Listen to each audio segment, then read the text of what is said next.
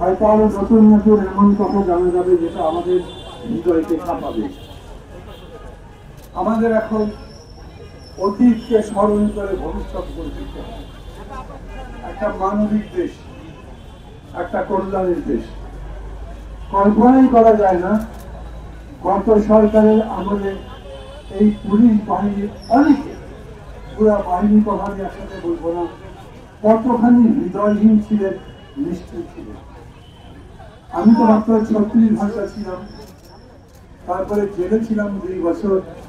এই 2 বছরে এরকম অজস্র কাহিনী দেখেছি যেগুলো লিখলে একটা বিরাট বই হয়ে যেতে পারে। রাজনৈতিক দলের একজন নেতা হিসেবে আমি কাউকেই মনে করি না যে তিনি পর্যবেক্ষণের বাইরে থাকবেন। একেবারে নিরঙ্কুশ সমর্থন কখনো কোনো কাজের কথা নয়, কিন্তু তারপরেও আমি বলবো খুব অল্প সময়ের মধ্যে তারা এই ব্যাপারে আপনাদের দাবি মতো কমিশন করেছেন, ঘুম বিরোধী যে আন্তর্জাতিক কমিশন তাতে সই করেছেন, এবং আমি আশা করি তারা আগামী দিনে কাজগুলো করতে পারবে। কঠিন কাজ। আমি মনে করি মায়ের ডাক, অধিকার এবং সংগঠনগুলির মিলে এ পর্যন্ত যতজন ডিক্লেয়ার করেছেন তাদের একটা লিস্ট তৈরি করেছেন, সেটা প্রায় 95% বা তার থেকে বেশি থাকে। একদম 100% তারা করতে পারবেন কিনা তা জানি না। যারা যারা এই ঘটনাগুলো ঘটিয়েছে সেই মানুষগুলোকে খুঁজে বার করতে পারবেন কিনা সেটাও একটা কঠিন কাজ। সবচেয়ে বেশি কঠিন মনে হয় যে দেশে গড়ে ওঠে যত ভালো, যত নির্যাতন বিরোধী, গুণ বিরোধী, মানবতাবাদী, সেই জায়গায় একটা বিরাট শূন্যতা কিন্তু থাকে।